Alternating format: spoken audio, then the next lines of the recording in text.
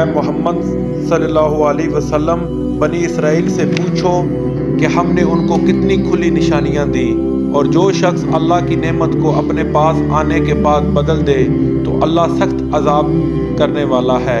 اور جو کافر ہیں ان کے لیے دنیا کی زندگی خوشنما کر دی گئی ہے اور وہ مومنوں سے تمسخر کرتے ہیں، لیکن جو پرہیزگار ہیں وہ قیامت کے دن ان پر غالب ہوں گے۔ اور اللہ جس کو چاہتا ہے بے شمار رزق دیتا ہے۔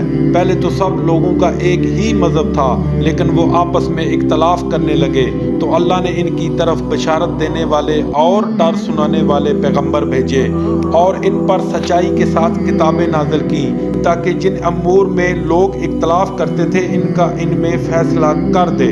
اور اس میں اختلاف بھی انہی لوگوں نے کیا جن کو کتاب دی گئی تھی، باوجود کہ ان کے پاس کھلے ہوئے احکام آ چکے تھے۔ اور یہ اختلاف انہوں نے صرف آپس کی ضد سے کیا، جس میں امر حق میں وہ اختلاف کرتے تھے۔ اللہ نے اپنی مہربانی سے مومنوں کو اس کی راہ دکھا دی، اور اللہ جس کو چاہتا ہے سیدھا رستہ دکھا دیتا ہے۔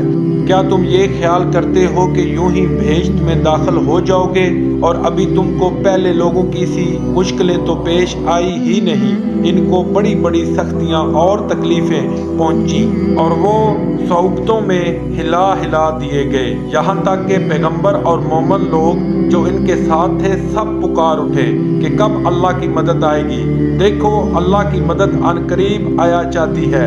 اے محمد صلی اللہ علیہ وسلم، لوگ تم سے پوچھتے ہیں کہ اللہ کی راہ میں کس طرح کا مال خرچ کریں۔ کہہ دو کہ جو چاہو خرچ کرو، لیکن جو مال خرچ کرنا چاہو وہ درجہ بدرجہ اہل استحقاق یعنی ماں باپ کو اور قریب کے رشتہ داروں کو اور یتیموں کو اور محتاجوں کو اور مسافروں کو سب کو دو، اور جو بھلائی تم کرو گے اللہ اس کو جانتا ہے۔